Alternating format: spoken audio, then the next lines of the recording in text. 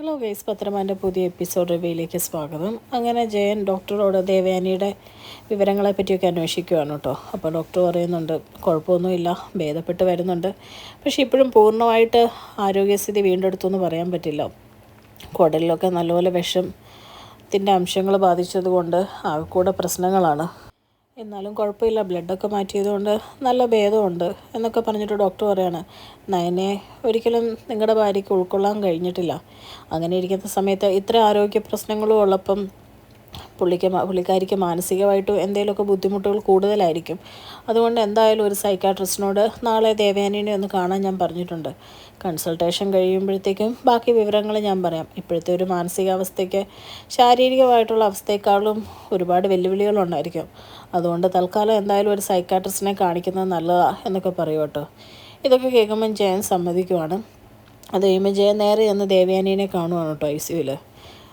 ചോദിക്കുമ്പോൾ ദേവയാനിക്ക് വളരെ ക്ഷീണമായിട്ട് തന്നെയാണ് പറയുന്നത്. അപ്പോൾ ജയൻ പറയുന്നുണ്ട് സാരമില്ല, എല്ലാം മാറിക്കോളും എന്നൊക്കെ പറയുമ്പോൾ ദേവയാനി ചോദിക്കുന്നുണ്ട്, ആ നയന ഇപ്പോഴും അവൾ പുറത്ത് നിൽപ്പുണ്ടോ എന്നിങ്ങനെ ചോദിക്കും കേട്ടോ. അപ്പോഴേക്കും ജയൻ പറയുന്നുണ്ട് ഉണ്ടെന്ന് പറയുമ്പോഴേക്കും ദേവയാനി അപ്പോഴും പറയുവാണ്, അവളെ ഒരു കാരണവശാലും അകത്തോട്ട് കടത്തി വിടരുത്.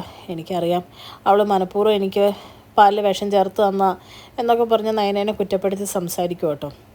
ഇതേക്കും ജയൻ പറയുന്നുണ്ട്, താൻ എന്തിനാണ് ആവശ്യമില്ലാത്ത കാര്യങ്ങളൊക്കെ പറയുന്നത്, അങ്ങനെയൊന്നും അല്ല എന്ന് പറഞ്ഞ് ജയൻ നയനെ സപ്പോർട്ട് ചെയ്യുമ്പം ദേവയാനി പറയുന്നുണ്ട്, ആദർശിനോട് ഞാൻ പറഞ്ഞതാ അവളെ സപ്പോർട്ട് ചെയ്ത് ഇങ്ങോട്ട് വരരുതെന്ന്. അത് തന്നെ എനിക്ക് എല്ലാവരോടും പറയാനുള്ളൂ. എനിക്ക് സ്നേഹിക്കാൻ എൻ്റെ മരുമോളായിട്ട് അനാമിക മോളുണ്ട്, അത് മതി എനിക്ക്. അവളെനിക്ക് ബ്ലഡ് തരാമെന്ന് പറഞ്ഞ് കേട്ടില്ലേ.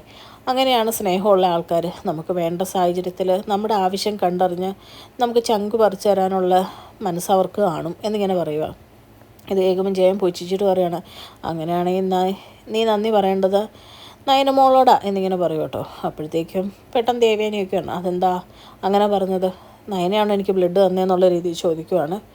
അപ്പോഴേക്കും ജയൻ ഡോക്ടർ പറഞ്ഞ കാര്യങ്ങളൊക്കെ ഓർത്തിട്ട് ഒന്നും മിണ്ടുന്നില്ല. എന്നിട്ട് പറയണേ, എനിക്ക് കൂടുതലൊന്നും പറയാനില്ല, പക്ഷെ താനൊരു കാര്യം മനസ്സിലാക്കണം, തൻ്റെ മരുമോളാണ് ശരിയെന്ന് തനിക്ക് മനസ്സിലാവുന്ന ഒരു സമയം വരും. എന്തായാലും ഇപ്പോൾ താൻ റെസ്റ്റ് എടുത്തോ എന്ന് പറഞ്ഞ് ജയൻ അവിടുന്ന് പയ്യെ പോവാം കേട്ടോ. ഞാൻ ഈ പറഞ്ഞതൊക്കെ കേൾക്കുമ്പം ദേവയാനി ഇങ്ങനെ എന്തോ ആലോചിച്ചിരിക്കുവാണ്. പക്ഷെ മനസ്സിൽ ഫുള്ള് അതിനോടുള്ള ദേഷ്യം എന്നുള്ള രീതിയിൽ തന്നെയാണ് കേട്ടോ കാണിക്കുന്നത്. അത് കഴിഞ്ഞ് കാണിക്കുന്നത് അനാമികേനെയാണ്. അനാമിക ഹോസ്പിറ്റലിൽ പോയിട്ട് വന്നിട്ട് വേണുവിനോടും രേവതിയോടും നടന്ന കാര്യങ്ങളൊക്കെ പറയും കേട്ടോ. എന്നിട്ട് പറയുന്നുണ്ട്, ആ നന്ദു അവളെ അനി വിളിച്ചു വരുത്തിയത് തന്നെയാണ്, അത് ഉറപ്പാ എന്നൊക്കെ പറയുവാണ്. ഇതൊക്കെ കേൾക്കുമ്പോഴത്തേക്കും വേണു പറയുന്നുണ്ട്, നീ ഇങ്ങനെ ഇവിടെ വന്ന് നിൽക്കുന്ന കാര്യങ്ങൾ ശരിയാവോ, എങ്ങനെയും തിരിച്ചങ്ങ് ചെല്ല്. അമ്മായിയമ്മേനെ ചൊടിപ്പിച്ചെന്ന് പറഞ്ഞിട്ട് ഒരു കാര്യമില്ല, അവിടെ ഉള്ളവർ നമ്മളെ തിരിച്ച് വിളിക്കണം എന്നിങ്ങനെ പറയുവാണ്. ആ സമയത്ത് രേവതി പറയുന്നുണ്ട്, അതെങ്ങനെയാ, അവൾ അനിയോട് എപ്പോഴും വഴക്കിട്ട് നിൽക്കുമല്ലേ, അവനെ എങ്ങനെയും വശീകരിച്ച് നിൻ്റെ വശത്താക്കാൻ നോക്ക്, അതല്ലെങ്കിൽ നമുക്കത് വളരെ ദോഷം ചെയ്യും എന്നൊക്കെ പറയുവാണ്. ഇതൊക്കെ കേൾക്കുന്ന അനാമിക പറയുന്നുണ്ട്, എങ്ങനെ വശീകരിക്കാൻ നോക്കിയാലും ഇപ്പം ഞങ്ങൾ തമ്മിലുള്ള അകൽച്ച നാട്ടിൽ ഫുൾ എല്ലാവർക്കും അറിയാം, ആ നന്ദുവിനും അറിയാം. അതിലോട്ട് ഇടിച്ചു കയറാൻ വേണ്ടിയിട്ടാണ് അവൾ നോക്കുന്നത്. അവളുടെ ചേച്ചിക്ക് വിഷം കലക്കി കൊടുത്തത് ഒട്ട് അവൾ കുടിച്ചുമില്ല. ആകെ അവർക്ക് എല്ലാം കൊണ്ടും നല്ല സമയമാണ്. പറഞ്ഞിട്ടെന്താ കാര്യം, എനിക്ക് ഇങ്ങനെ ഒരു അച്ഛനെയാണല്ലോ കിട്ടിയത്, ഒരു കാര്യത്തിനും കൊള്ളത്തില്ല എന്നൊക്കെ പറഞ്ഞ് അനാമിക വേണുവിനെ കുറേ കുറ്റം പറയും കേട്ടോ. ഇതൊക്കെ കേൾക്കുമ്പോൾ വേണു, ഞാനിപ്പോൾ കാണിച്ചു തരാം എന്നുള്ള രീതിയിൽ അവിടെ നിന്ന് ഇറങ്ങിപ്പോവാണ്. വേണു പോയി കഴിയുമ്പോഴത്തേക്ക് രേവതി പറയും, നിനക്ക് എന്തിൻ്റെ സൂക്കേടായിരുന്നു, നിൻ്റെ അച്ഛനെ ചുമ്മാ വാശി പിടിപ്പിച്ചു, ഇനി അങ്ങേര് എന്ത് മണ്ടത്തരം കാണിക്കുമോ എന്തോ എന്നിങ്ങനെ പറയുക കേട്ടോ. പിന്നെ കാണിക്കുന്നത് നന്ദുവിനെയാണ്. നന്ദു സ്കൂട്ടർ ഇങ്ങനെ ഓടിച്ചു വരുമ്പോൾ കുറേ ഗുണ്ടകൾ വഴിയിൽ വന്നിങ്ങനെ തടഞ്ഞു നിർത്തുവാണ് കേട്ടോ. എന്നിട്ട് നന്ദുവിനോട് പറയുകയാണ്, ഇറങ്ങടി ഇങ്ങോട്ട് വന്ന് വണ്ടിയെ കയറ് എന്നിങ്ങനെ പറയുവാണ്. ആ സമയത്ത് നന്ദു പയ്യെ പാവം പോലെ ചോദിക്കുകയാണ്, ഞാനിതിവിടെ ഒതുക്കി വെച്ചിട്ട് വന്നാൽ മതിയോ എന്ന് ചോദിക്കുമ്പോഴേക്കും ഒതുക്കടി പെട്ടെന്ന് വണ്ടി എന്നിങ്ങനെ പറയും കേട്ടോ. അത് കഴിയുമ്പോഴേക്കും നന്ദു ഗുണ്ടകളെ എല്ലാം അടിച്ച് വീഴ്ത്തുവാണ്. ഇതൊക്കെ കണ്ട് വേണു അവിടെ മാറി നിൽപ്പുണ്ട്. വേണു കൊടുത്ത കൊട്ടേഷനാണ്. വേണു പക്ഷേ ഇതൊട്ടും പ്രതീക്ഷിക്കുന്നില്ല കേട്ടോ. നന്ദു ഒരു സൈഡിൽ നിന്ന് അടി തുടങ്ങുവാണ്, അടിച്ച് എല്ലാവരെയും ഒരു പരുവത്തിലാക്കുവാണ്. അങ്ങനെ നന്ദുവിൻ്റെ അടി അവിടെ നടക്കുന്ന സമയത്താണ് അനി ആ വഴിക്ക് വരുന്നത്. അനിയും പെട്ടെന്ന് ചാടി ഇറങ്ങുവാണ്. അപ്പോഴേക്കും ഗുണ്ടകളെല്ലാം ഓടി വണ്ടിയെ കയറി വണ്ടി എടുത്തിട്ട് പോവാം കേട്ടോ. അനിയും നന്ദുവും കൂടെ വണ്ടിയിൽ നിന്ന് അവരെ പിടിച്ചിറക്കാൻ നോക്കുന്നുണ്ടെങ്കിലും കിട്ടുന്നില്ല. അപ്പോഴേക്കും അവർ ഓടി പോവാണ്. അപ്പോഴേക്കും നന്ദുവിനോട് അനി ചോദിക്കുന്നുണ്ട്, എന്ത് പറ്റി, കുഴപ്പമൊന്നും ഇല്ലല്ലോ എന്നൊക്കെ ഇങ്ങനെ ചോദിക്കുമ്പോഴേക്കും ഇതെല്ലാം വേണു മാറി നിന്ന് കാണുവാണ് കേട്ടോ. എന്നിട്ട് മനസ്സിൽ ചിന്തിക്കുന്നുണ്ട്, മോള് പറഞ്ഞാൽ ശരിയാ, ഇപ്പോഴും ഇവർ തമ്മിൽ മുടിഞ്ഞ പ്രേമം തന്നെയാണ് എന്നിങ്ങനെ പറയുവാണ്. അത് കഴിയുമ്പോൾ നന്ദു സ്കൂട്ടറി എടുത്ത് പോകാൻ വേണ്ടി തുടങ്ങാൻ നേരത്ത് അനി പറയുന്നുണ്ട് കുറേ നാൾ കൂടി ആ നന്ദുവിൻ്റെ ഒരു സ്റ്റണ്ട് കണ്ട് കൊള്ളായിരുന്നു എന്നൊക്കെ പറയുവാണ്. അത് കഴിയുമ്പോഴേക്കും നന്ദു പറയുകയാണ് ആവശ്യമില്ലാതെ നമ്മൾ തമ്മിലുള്ള സംസാരങ്ങൾ പോലും ഒഴിവാക്കണം, ചുമ്മാ കുറ്റപ്പെടുത്തലുകൾ എനിക്ക് കേൾക്കാൻ കഴിയുകയില്ല, അതുകൊണ്ടാണ് എന്നിങ്ങനെ പറയുക. എന്നിട്ട് പോകാൻ തുടങ്ങുമ്പോഴേക്കും അനി പറയുകയാണ് ഞങ്ങളുടെ വീട്ടിലൊരു ചടങ്ങ് നടക്കുന്നുണ്ട്, അയ്യപ്പ പാട്ടും കാൽനടയായിട്ടാണല്ലോ ഞങ്ങൾ ഈ തവണ ശബരിമലയ്ക്ക് പോകുന്നത്, അതിൻ്റേതായ കുറച്ച് കാര്യങ്ങൾ, അപ്പം അച്ഛൻ്റെ അമ്മയുടെയും കൂടെ നന്ദുവും വീട്ടിലോട്ട് വരുവല്ലേ എന്നിങ്ങനെ ചോദിക്കും കേട്ടോ. ഇത് കേൾക്കുമ്പോൾ നന്ദു പറയാണ് ഞാൻ വരുവല്ല, ഇനി എൻ്റെ പേരിലായിരിക്കും ഇനി അവിടുത്തെ ഒരു പ്രശ്നം, അത് എന്നെ മാത്രമല്ല അനിയനെയും ബാധിക്കും, പിന്നെ അത് മൊത്തത്തിൽ എല്ലാവരെയും ബാധിക്കും, അതുകൊണ്ട് നമുക്കിങ്ങനെയുള്ള സംസാരങ്ങൾ ഒഴിവാക്കാമെന്ന് പറഞ്ഞ് നന്ദു അവിടെ നിന്ന് നേരെ പോവുക കേട്ടോ. വേണു നേരെ വീട്ടിൽ വന്നു കഴിഞ്ഞിട്ട് ചിന്തിക്കുവാണ്, എൻ്റെ മോളോടിപ്പം ഞാൻ ഏൽപ്പിച്ച ഗുണ്ടകൾക്ക് നന്ദുവിനെ ഒന്നും ചെയ്യാൻ പറ്റില്ല എന്ന് പറഞ്ഞു കഴിഞ്ഞാൽ അവൾക്കാകെ വിഷമമാവും, എന്തായാലും അവളെ സന്തോഷിപ്പിക്കാൻ ഇപ്പോൾ തൽക്കാലം അവളൊന്നും അറിയണ്ട എന്ന് പറഞ്ഞ് അനാമിയയുടെ അടുത്ത് നിന്ന് ഭയങ്കര അഭിനയം കേട്ടോ. അവളുടെ കൈയും കാലും ഒടിച്ച് ഇടാൻ പറഞ്ഞ പോലെ തന്നെ ചെയ്തിട്ടുണ്ട്, എന്തായാലും കുറച്ച് നാളത്തേക്ക് അവൾ എഴുന്നേറ്റ് നടക്കുകയില്ല എന്നൊക്കെ പറയുകയാണ്. ഇതൊക്കെ കേൾക്കുമ്പോൾ അനാമിക്ക് ഭയങ്കര സന്തോഷമാവുകയാണ്. ആ സമയത്ത് രേവതി വന്ന് ചോദിക്കുന്നുണ്ട് പോലീസ് കേസ് വല്ലതും ആവുമോ എന്ന് ചോദിക്കുമ്പോഴേക്കും അങ്ങനെയൊന്നും ആവുകയില്ല എന്നൊക്കെ വേണു പറയുക കേട്ടോ. അപ്പോൾ അനാമിക ചോദിക്കുന്നുണ്ട് ഈ കൈയും കാലും ഓടിച്ചിട്ട് അത് കുറച്ച് നാളത്തേക്ക് അവളെ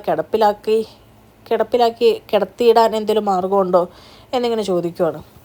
അപ്പോഴേക്കും വേണു പറയുന്നുണ്ട് അങ്ങനെയൊന്നും ചിന്തിക്കല്ലേ മോളെ, നമുക്ക് ഘട്ടം ഘട്ടമായിട്ട് ഓരോന്ന് ചെയ്യാം, ഒറ്റയടിക്ക് ചെയ്ത് കഴിഞ്ഞ് കഴിഞ്ഞാൽ എല്ലാവരും നമ്മളെ തന്നെ സംശയിക്കത്തുള്ളൂ, മോൾ സമാധാനപ്പെട് എന്ന് പറയും കേട്ടോ. അപ്പോൾ രേവതി പറയുന്നുണ്ട് ഈ സമയത്ത് എങ്ങനെയാലും നീ അനിയുടെ മനസ്സിലോട്ട് നുഴഞ്ഞു കയറണം, അല്ലെങ്കിൽ ശരിയാവുകയില്ല എന്നിങ്ങനെ പറയുവാണ്. അപ്പോഴത്തേക്കും വേണു പറയാം നേരാ അതാ ചെയ്യണ്ടേ, അല്ലെങ്കിൽ അവിടെ നിന്ന് ഇറങ്ങേണ്ട വരും എന്ന് പറയുമ്പോഴത്തേക്കും അനാമിക പറയാണ് ഇറങ്ങിയാലും എനിക്ക് വേണ്ടതല്ല, ഞാൻ ചോദിച്ച് മേടിച്ചേ വരുള്ളൂ എന്ന് പറയുമ്പോഴേക്കും വേണുവിന് രേവതിക്ക് ഒരുപാട് സന്തോഷമാവുകയാണ്. എങ്കിലും വേണു പറയുന്നുണ്ട് പക്ഷേ ആ മൂർത്തി എന്ന് പറയുന്ന ആളെ സൂക്ഷിക്കണം, അയാളുടെ കൊച്ചുമാനും മകനും എല്ലാം അവരുടെ അതേ സ്വഭാവമാണ്, കള്ളത്തരമാണ് നമ്മൾ കാണിച്ചതെന്ന് കണ്ടു കഴിഞ്ഞാൽ ഒരു നയ പൈസ ഇല്ലാതെ നമ്മൾ ഇറങ്ങേണ്ട വരും എന്ന് പറയുക കേട്ടോ. അത് കഴിയുമ്പോഴേക്കും മുത്തശ്ശനും മുത്തശ്ശിയും ഇരുന്ന് സംസാരിക്കുവാണ്. ആ സമയത്ത് അജയൻ അങ്ങ് വരുമ്പോൾ പറയുന്നുണ്ട് മരുമോളെ ഞങ്ങൾ പറഞ്ഞതിൻ്റെ പേരിൽ നിങ്ങൾ വിളിക്കാതിരിക്കുകയൊന്നും വേണ്ട, നിങ്ങൾക്ക് വേണമെങ്കിൽ വിളിക്കാം, ഒരു കോംപ്രമൈസിന് സംസാരിക്കണമെങ്കിൽ സംസാരിക്കുകയും ചെയ്യാം എന്ന് പറയും കേട്ടോ. ഇത് കേൾക്കുമ്പോൾ അജയൻ പറയുന്നുണ്ട് ജാനകി പോകണം വിളിക്കണം എന്നൊക്കെ പറയുന്നുണ്ട്, പക്ഷേ എനിക്കും അച്ഛൻ പറഞ്ഞതിനോട് തന്നെ യോജിപ്പ് എന്നുള്ള രീതിയിൽ തന്നെ പറയുവാണ്. അത് കഴിയുമ്പോഴത്തേക്കും മുത്തശ്ശൻ പറയുന്നുണ്ട് വൈകിട്ട് അയ്യപ്പപ്പാട്ട് നടത്തണം, അതുപോലെ തന്നെ കുരുത്തോലപ്പന്തൽ കെട്ടാൻ വേണ്ടിയിട്ട് അനിയോട് ആളോട് വരാൻ പറഞ്ഞിട്ടുണ്ട് എന്നൊക്കെ മുത്തശ്ശൻ പറയുവാണ്. എന്നിട്ട് മുത്തശ്ശൻ അജയനോട് പറയുന്നുണ്ട് എന്തൊക്കെയാണെന്ന് പറഞ്ഞാലും അനിയോട് നമ്മളെല്ലാം അറിഞ്ഞോ അറിയാതെ ഒരു വലിയ തെറ്റ് ചെയ്തിട്ടുണ്ട്, അവൻ്റെ കുടുംബജീവിതം മറ്റു ആൾക്കാരുടെ ജീവിതം ഉള്ളപ്പം നശിച്ചു പോകുന്ന കാണാൻ എനിക്ക് പറ്റില്ല, ഇതൊരു പ്രായശ്ചിത്തമായിട്ട് അയ്യപ്പസ്വാമി കാണട്ടെ എന്ന് പറഞ്ഞിട്ട് നേരെ അവിടെ നിന്ന് പോവുക കേട്ടോ. അത് കഴിയുമ്പോൾ നയനയ്ക്ക് പയ്യെ ബോധം വരുന്നുണ്ട്. നയന പറയുന്നുണ്ട് കുഴപ്പമൊന്നുമില്ല ആദർശേട്ടാ, എനിക്കൊരു കുഴപ്പമില്ല എന്ന് പറയുമ്പോൾ ആദർശ് പറയുന്നുണ്ട് ഇതന്നെയല്ലേ നീ എപ്പോഴും പറയുന്നത്, എന്നിട്ടാണ് നീ തലറങ്ങി വീണത് എന്ന് പറയുകയാണ്. ആ സമയത്ത് ജയൻ അങ്ങ് വന്നിട്ട് പറയുന്നുണ്ട് മോളെ നമുക്ക് വീട്ടിൽ പോവാം, വൈകിട്ട് അവിടെ കുരുത്തോലപ്പന്തൽ കെട്ടലും അയ്യപ്പപ്പാട്ടും ഒക്കെ ഉണ്ട്, അച്ഛനെല്ലാവരോടും വരാൻ പറഞ്ഞിട്ടുണ്ട്, പിന്നെ ഇപ്പോൾ കൂട്ടിന് ജലജയോടും ദേവയാനിയോടും ഇവിടെ വന്ന് നിൽക്കാനാണ് ഞാൻ പറഞ്ഞേക്കുന്നത് എന്ന് പറയും കേട്ടോ. ആ സമയത്ത് നയന പറയുന്നുണ്ട് കുരുത്തോലപ്പന്തലൊക്കെ കിട്ടുന്നുണ്ടോ, അത് വലിയ ബുദ്ധിമുട്ടുള്ള പണിയൊന്നും അല്ലല്ലോ, നയനയ്ക്ക് ചെയ്യണമെന്ന് ആഗ്രഹമുള്ള രീതിയിൽ പറയുവാണ്. അപ്പോഴേക്കും ആദർശ് പറയുന്നുണ്ട് അതൊന്നും വേണ്ട, അതിനൊക്കെ അനിയനെ ഏൽപ്പിച്ചിട്ടുണ്ട്, നീ അവിടെ മേൽനോട്ടം വഹിച്ച് നിന്നാൽ മതി എന്ന് പറയുമ്പോഴേക്കും ജയൻ പറയുന്നുണ്ട് മോൾ ആർട്ട് വർക്കിൻ്റെ ആളല്ലേ, അപ്പോൾ മോളുടെ ആഗ്രഹത്തിനനുസരിച്ച് ഡിസൈൻ ചെയ്യണമെന്നുണ്ടായിരിക്കും അല്ലേ എന്നൊക്കെ ചോദിക്കുവാണ്. അപ്പോഴത്തേക്കും നയന പറയുന്നുണ്ട് അച്ഛൻ മലയ്ക്ക് പോകുന്ന സമയത്തൊക്കെ ഞാൻ കുരുത്തോലപ്പന്തൽ കെട്ടിക്കൊണ്ടിരുന്നേ എന്ന് പറയുമ്പോൾ ആദർശ് പറയുകയാണ് അതൊക്കെ ശരിയാണ്, പക്ഷെ ഇവിടെ നീ തൽക്കാലം എന്തായാലും മേൽനോട്ടം വഹിച്ച് അവിടെ നിന്നിരുന്നാൽ മതി എന്ന് പറയുവാണ്. അത് കഴിയുമ്പോഴത്തേക്കും ആദർശിനോട് നയന ചോദിക്കുന്നുണ്ട് പോകുന്നതിന് മുമ്പ് എനിക്ക് അമ്മേനെ ഒന്ന് കാണാൻ പറ്റുമോ ആദർശ് ചേട്ടാന്ന് ചോദിക്കുമ്പോഴേക്കും ജയൻ പറയുന്നുണ്ട് അതെന്തിനാ മോളെ, ആവശ്യമില്ലാതെ കൂടുതൽ പ്രശ്നങ്ങൾ നീ തന്നെ വിളിച്ചു വരുത്തുന്ന പോലെ ഇരിക്കും, ഇവനുണ്ടായിക്കഴിഞ്ഞ ഒരു കുഞ്ഞു പോലും വേണ്ടാന്ന് വെച്ചത് ഇവനെ അത്രയ്ക്ക് ശ്രദ്ധിക്കാൻ വേണ്ടിയിട്ടാണ് ദേവയാനി. അങ്ങനെ സ്നേഹിച്ച മകൻ്റെ ഭാര്യനെ മരുമകളായിട്ടല്ലാതെ മകളായിട്ട് കാണുന്നൊരു കാലം വരും, ഇപ്പം എത്രത്തോളം ദേഷ്യപ്പെടുന്നോ അത്രത്തോളം സ്നേഹിക്കുന്നൊരു കാലം വരും, പക്ഷേ ദേഷ്യമാണെന്ന് പറയുമ്പോൾ നയന വിഷമിച്ചിരിക്കുന്ന കാണിച്ചുകൊണ്ടാണ്